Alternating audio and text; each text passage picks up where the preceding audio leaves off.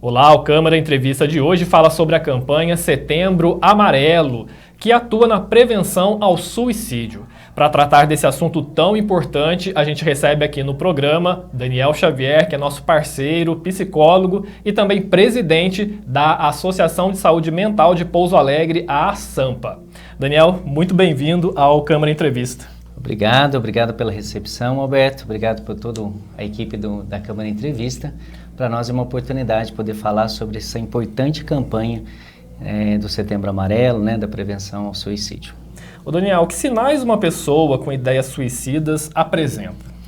Bom, Alberto, existem a gente fala duas colunas que a gente precisa estar sempre atento quando o assunto é tentativa, ideação ou mesmo o próprio suicídio, né?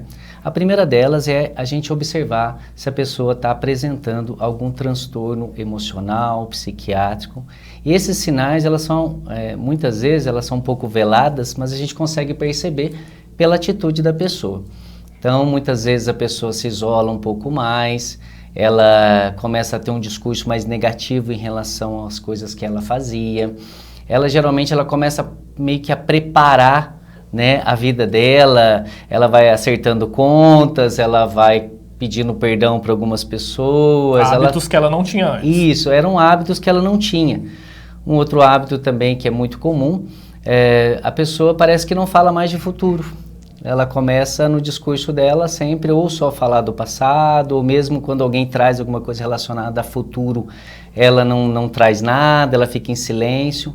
Mas um fator que é determinante, né, que nos chama a atenção, é primeiro essa questão do isolamento, seja no ambiente de trabalho, seja no ambiente escolar, seja na família mesmo, e principalmente também quando ela já possui algum transtorno emocional ou psiquiátrico. Ou seja, se ela já tem um quadro depressivo que já foi diagnosticado, se ela já teve algum transtorno de personalidade que gera, por vezes, impulsividade ou angústia excessiva, se ela faz uso de alguma substância psicoativa, ou se ela fazia determinado uso, mas ela intensificou nas últimas semanas, nos últimos meses, também pode ser um sinal. Quando a pessoa já possui um diagnóstico, ele já faz tratamento, um dos sinais é quando ele já não quer mais fazer o tratamento, por exemplo. Um outro sinal que é muito forte quando ele, além de não querer fazer, ele finge que está fazendo, ou seja, ele vai na terapia, mas ele não faz muita questão de ter processos evolutivos, ele já não toma medicação como o médico pediu, então ele vai se anulando, se boicotando realmente. E uma segunda coluna que a gente acredita que são sinais muito fortes é a questão dos vínculos mesmo. Né, que às vezes a pessoa nem tem um transtorno emocional, psicológico, ela não tem um diagnóstico, mas ele começa a apresentar sintomas de isolamento social muito intenso, seja nos ambientes de trabalho, no ambiente escolar, e ele tende a se isolando cada vez mais. Então essa é uma outra coluna também que nos chama a atenção, a importância dos vínculos, né, com os amigos, com os familiares. Quando isso se vê prejudicado, é um sinal de alerta para a gente começar a observar, será que essa pessoa está bem? Será que a gente não precisa estar intervindo, ajudando, apoiando, conversando com essa pessoa? São alguns sinais aí. Ô Daniel, a gente tem aqui alguns dados, de acordo com a última pesquisa realizada no ano de 2019 pela Organização Mundial de Saúde, a OMS, foram registrados mais de 700 mil suicídios em todo o mundo, sem contar os casos que foram subnotificados. E aqui no Brasil, os registros se aproximam de 14 mil casos por ano, ou seja, em média 38 pessoas cometem suicídio por dia. Em 2024, o lema da campanha Setembro Amarelo é "Se precisar, peça ajuda". São dados preocupantes, né, Daniel? Então, como ajudar essas pessoas? Sim. Esses dados são tão importantes porque às vezes a gente não fala muito sobre eles, inclusive no ambiente de saúde, né? Existe ainda aí um tabu para se falar e muitas pessoas acreditam que se a gente começa a falar sobre esse tema, a gente pode incentivar, instigar pessoas que estavam com esse desejo a cometer o suicídio. Mas são dados que a gente precisa trazer para a realidade. Inclusive, existem também aquelas pessoas que tentam o suicídio, né? E não efetivam o suicídio. Não consegue. Isso também não entra nesses dados, né? Se a gente for somar isso, a gente teria mais de 1 milhão de pessoas aí que têm algum ato contra a própria vida, né? Muitas vezes ele dá sinais, outras vezes não, mas na maioria das vezes eles chegam ou no hospital, ou numa UPA, ou ele chega no médico dele, né, assim, da confiança da família, com alguns sintomas relacionados à tentativa de autoextermínio, né, que a gente fala.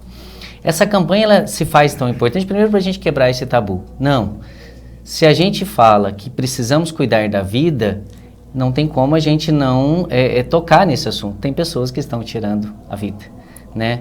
E isso está muito velado, principalmente porque a gente vive numa sociedade que parece que tudo que é relacionado à dor, a sofrimento, à angústia, a gente não pode apresentar, né? Então a gente vive talvez um contexto social, um contexto aí das mídias sociais, em que o que é importante agora é você estar bem.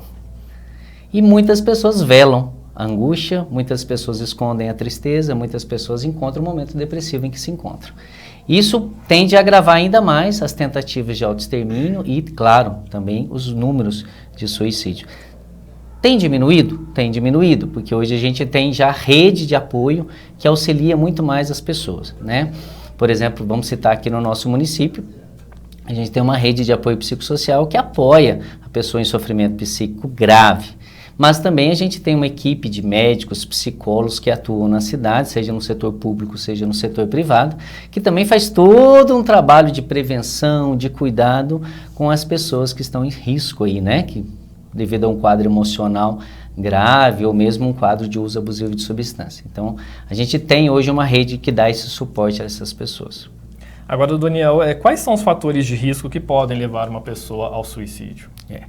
Hoje, a gente fala que não existe apenas um fator, né? Então, uma pessoa quando comete um ato como esse, de tirar a própria vida, está associada a várias áreas da vida dele. Hoje, com o contexto social que a gente vive, em que existe muita pobreza, existe desemprego, existe muita doença, existe situações de preconceito em todas as áreas, seja no âmbito religioso, seja no âmbito da opção sexual da pessoa. Então, isso também tem sido fatores que fazem com que as pessoas não estejam lidando mais com essa angústia. A questão financeira, então, né, é uma outra angústia que é um dos fatores também que tem gerado muito isso. A pessoa não vai dando conta. Ela tenta de um jeito, ela tenta de outro, ela tenta por aqui, ela tenta um trabalho, aí de repente ela vai se angustiando e não dá conta. A questão dos relacionamentos, que eu acho que é um outro fator também, a intolerância à frustração está muito grande. Nunca se teve tamanha intolerância, as pessoas não estão dando conta mesmo de se decepcionar, seja no campo do trabalho, seja no campo dos relacionamentos, e isso acaba sendo também um fator para que a pessoa tente o suicídio ou mesmo consiga se matar mesmo, né? Então existe toda essa questão, são alguns fatores, os fatores sociais, os fatores físicos também, psíquicos, né, que a gente vai falar aí, emocionais, então são fatores que quanto mais adoecida a pessoa está, mais chances ela tem também. Mas a gente não pode esquecer desses fatores sociais. Quanto mais a sociedade ela vive questões sociais muito gritantes, difíceis, em que a pessoa tem que lidar com situações que vão ao limite do seu psíquico, ela tende mais a buscar o suicídio, né? Então é algo para a gente sempre estar focando também, observando. Agora, quais atividades podem ajudar a afastar esses pensamentos, essas ideias suicidas? Sim. Existem N possibilidades da gente começar a trabalhar a nossa saúde mental. Uma delas é a questão da fala, né? Eu, como psicólogo, psicanalista, a gente sempre diz que a melhor forma da gente trabalhar nossas angústias é colocando para fora, é falando, né? E muitas vezes as pessoas hoje estão com essa dificuldade, mas a gente precisa estar buscando, seja no ambiente familiar, quando eu não tenho a possibilidade de fazer uma terapia, ou mesmo eu tenho dificuldade de me abrir com um profissional, muitas vezes é no ambiente familiar, muitas vezes é com amigos, que é um primeiro meio da gente conseguir prevenir situações de angústia. Quando eu coloco para fora, eu partilho essa dor, essa angústia, e aí a tendência é amenizar essa dor de alguma forma e eu começar a observar soluções para aquele problema. Atividade física também, né? Hoje é tão divulgada, né, a importância da atividade física, e ela de fato porque ela gera sentimentos também de prazer, sentimentos de felicidade quando você faz uma atividade física, e a atividade física ela está ali ao lado da questão da convivência social. Na maioria das atividades físicas que a gente tem, as pessoas fazem juntos. É um futebol, é uma academia, é uma dança. Isso também libera hormônios que facilitam, né, que melhoram a nossa qualidade da nossa saúde mental. Então, acho que esse é um outro fator. Um outro fator também que ajuda muito nesse cuidado é a questão da busca por uma espiritualidade, né? Muitas pessoas hoje têm buscado a espiritualidade, ou um norte, ou uma orientação, para poder também direcionar a sua vida, né? Então, ela não se desespera, ela não se angustia porque ela tem esse outro norte. Então, assim, são alguns dos fatores que a gente pode dizer que ajudam nessa prevenção do cuidado mesmo com a saúde mental como um todo, né? Então, e claro, a redução também da tela, né? A gente, enquanto psicólogo, profissionais da área de saúde mental, a gente tem visto que o uso excessivo de telas diminui o contato social das pessoas. Não é nem pela tela em si, ela traz muitas coisas boas. Mas quando você fica excessivamente nela, você perde o contato com seus amigos, você já não vai na academia, você já não vai naquela igreja que você gostava de ir, ou naquela religião, você já não convive na praça mais, porque você está ou no videogame, ou no computador, ou no celular. Então, esse excesso de contato com as telas também pode ser um fator que prejudica a saúde mental das pessoas. Então, se a gente puder reduzir isso, é uma forma também de cuidar, de prevenir. Agora, Daniel, você já disse anteriormente que o tema suicídio ainda é um tabu, né? Mas como conversar a respeito disso entre os jovens? Sim, os jovens hoje, inclusive nas pesquisas que a gente estuda, eles são os jovens de 15 a 20 anos e depois de 20 a 30 são os que mais, né, cometem suicídio. Muitas vezes, falar sobre isso com eles é difícil porque eles já são os primeiros que têm essa dificuldade de falar dos seus sentimentos, né? Por isso que a observância dos pais sobre o comportamento dos filhos é muito importante, mas não só lá, né? Na escola também, os colegas também. Hoje a gente não fala, na verdade, tanto da prevenção ao suicídio ao jovem, mas sim da valorização da vida, que essa campanha ela ressalta isso, né? Como que você tem vivido? Como que você tem se sentido? Então, tudo que a gente conseguir auxiliar os jovens, seja no ambiente escolar, seja no ambiente social e familiar, para fazer ele observar como está a vida dele, já é uma forma de você prevenir, né? Então, por exemplo, a gente incentiva muito o diálogo em casa, né? Hoje que a gente vê, as famílias estão muito corridas, muita coisa para fazer, se encontram pouco, já não comem junto mais, então está muito corrido, muitas atividades. A gente incentiva que as famílias conversem mais com seus filhos, para saber mesmo a rotina dele, para saber o sofrimento dele, a angústia dele, o que ele está vivendo naquele momento. No outro ambiente que ele mais frequenta, que é o ambiente escolar ou a faculdade, que os professores também tenham esse espaço, esse momento de ouvir mais os alunos, de conversar sobre temas não apenas só relacionados à matéria que ele está dando, mas também ouvir e escutar. Algumas escolas já têm se preocupado um pouco mais com isso e tem até uma equipe para ouvir o jovem, né? Nessas situações que ele está angustiado, o professor identifica e encaminha ele para uma orientação psicológica ou psicopedagógica. Então, assim, eu acho que as escolas também têm um papel muito importante nisso, mas num ambiente restrito, né? Acho que isso é muito cuidadoso. Quando você observa que tem alguém em angústia grave ou que ele não está dando conta, a gente precisa trazer ele para um ambiente mais seguro, para que ele consiga falar, para que ele consiga se abrir. E no terceiro momento, né, eu acho que é promover mesmo. A escola pode promover, por exemplo, nesse mês e durante o ano todo, temas que trabalham a questão da valorização da vida. Como a gente estava falando, a importância do esporte, a importância do diálogo, a importância de falar das emoções, né? Recentemente aí a gente teve novamente o filme Divertidamente, quantos jovens foram ver, né? E ele sucesso, né? Um sucesso. E por que ele foi um sucesso? Porque justamente ele está falando como que funcionam as emoções de um jovem, de um adolescente. E por que ele faz tanto sucesso? Porque eles se identificam com isso. Então, assim, eles entendem que os sentimentos estão aflorados, que eles estão com várias dificuldades no âmbito social, no âmbito familiar. E aí a gente tem que ter espaço para que isso aconteça, para que eles possam falar sobre isso. Eu acredito muito, Alberto, que as escolas elas têm avançado na questão do diálogo em relação aos sentimentos, às emoções. Eu vejo que muitas escolas estão mais abertas, os professores, as direções, né, supervisores, em acolher aquele aluno que apresenta alguma dificuldade, né? Eu acompanho alguns adolescentes no meu consultório e percebo muito isso. A escola se preocupa, a escola liga pra gente, a escola quer saber como é que está o tratamento, a escola faz reunião com a família porque notou um comportamento um pouco diferente e está preocupada. Então eu acredito que a escola hoje ela já tem feito isso, né? Então, assim, são várias coisas que a gente pode fazer, então, né, no ambiente escolar e no ambiente familiar também. Mas não é nem tanto falar da prevenção ao suicídio, e sim da valorização da vida, né?